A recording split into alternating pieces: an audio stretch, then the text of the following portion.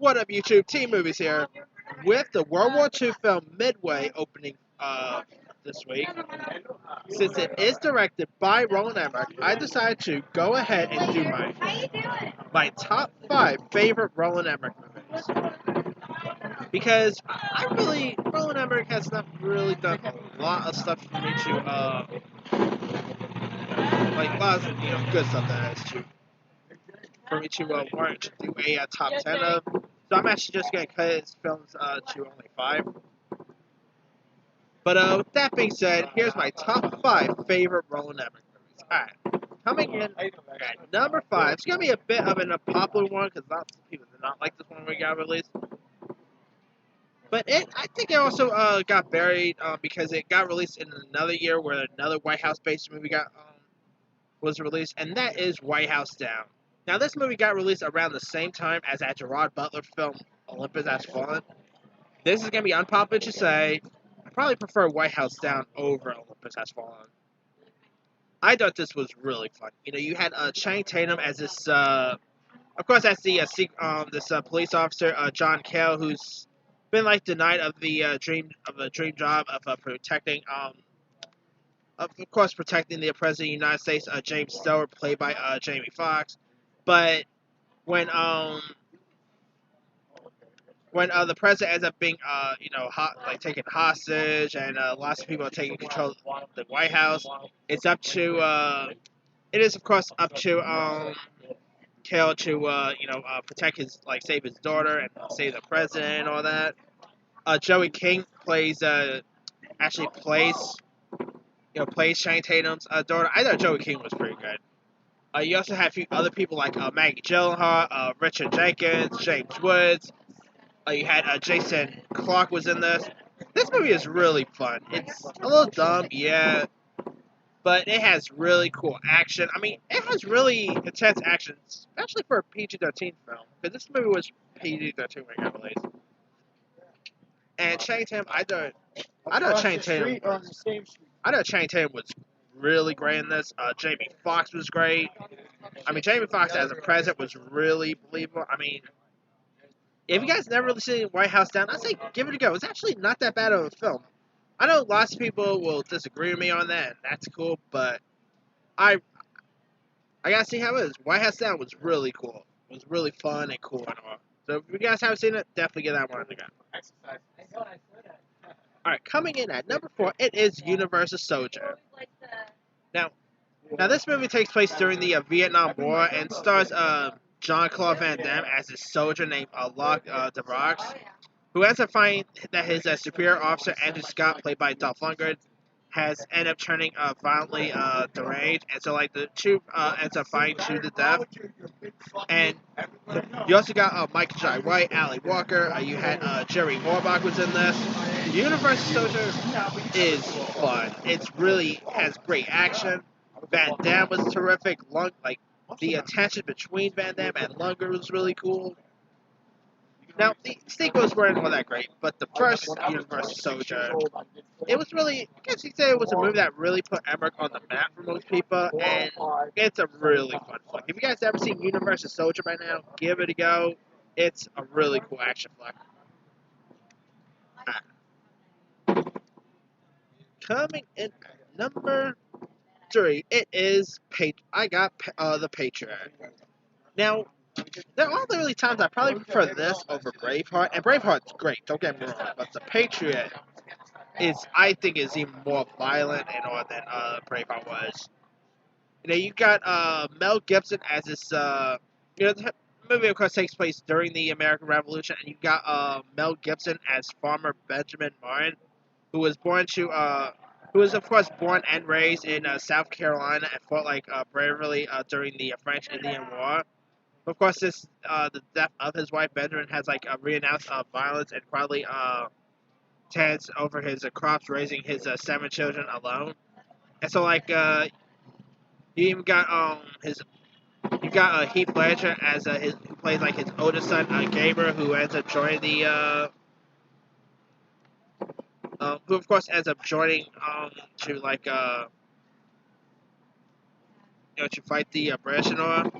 And you also got other people like you got Tom Wilkes was in this, Chris Cooper. You had Jason Isaacs.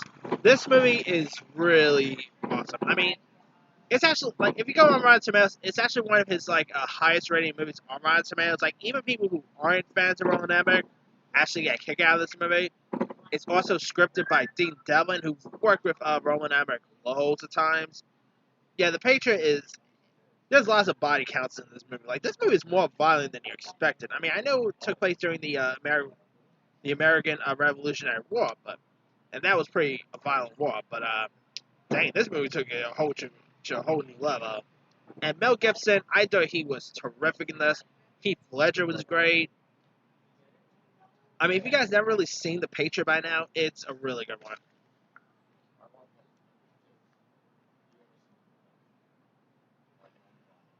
Alright, coming in at number 2, it's actually more of a guilty pleasure of mine, and that is Stargate.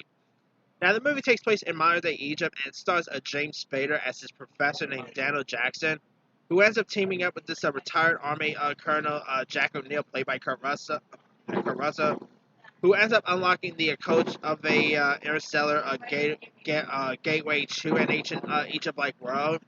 And so, like, they end up arriving on a planet ruled by a despotic Rob, played by Jay Davison, who ends up holding the key to the Earth Traveler's safe return. Now, Stargate, it's not that great of a film. It's more, like I said, it's more of a guilty pleasure, but it's a really cool sci-fi flick. James Spader around the hype of his career was great. Kurt Russell was terrific. Those two had really great chemistry with one another. The visual effects was cool. The action's great. Yeah, Stargate is a really good one. And they also did a few other like Stargate-based stuff after that. But Emmerich's Stargate movie is a really good one. If you guys ever seen it, give that one a shot. Alright, what is Roland Emmerich's best film? You know, even people who think Roland Emmerich is one of the worst directors of all time, even they can deny that this is his best work. Number 1 goes to Independence Day. Well, I guess you could say Universal Soldier was like the one that really put Emmerich on the map. But I guess you could say this is one of the movies that really put him on the map. Independence Day, let me rephrase this. Independence Day 1 is great. Resurgence, on the other hand, yeah. Independence Day Resurgence sucked. I'm not gonna sugarcoat it. Resurgence was horrible.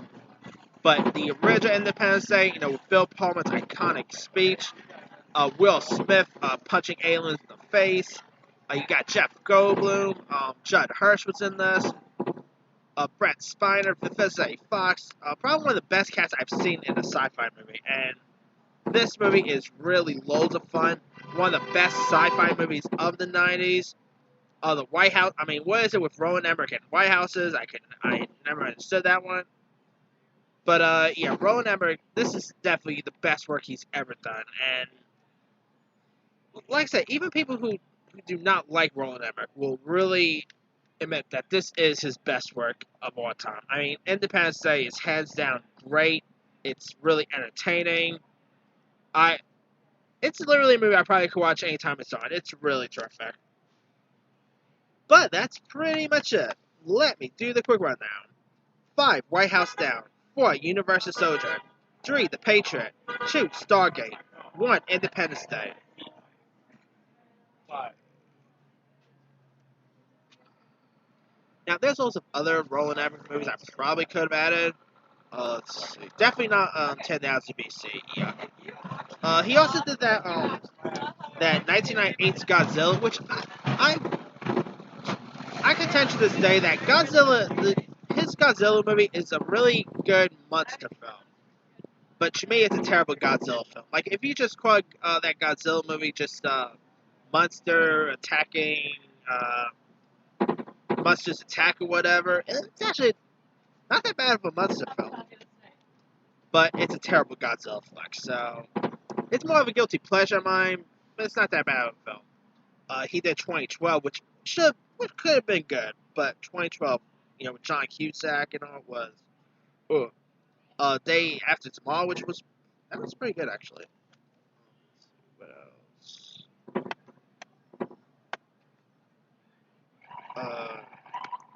Yeah, he did 10,000 BC, which really stunk. He did that Stonewall movie. That was actually really good. Kind of underrated, but not that bad. Let's see. He did Anonymous, which was that Shakespeare film. That was okay. Yeah, he's done some good stuff, and he's done some not so good stuff. So, yeah. But let me leave you guys. What are some of your favorite Roland Emmerich movies? Drop a comment below. Don't forget to like, subscribe, hit that bell for more notifications. This here's Team Movies signing off.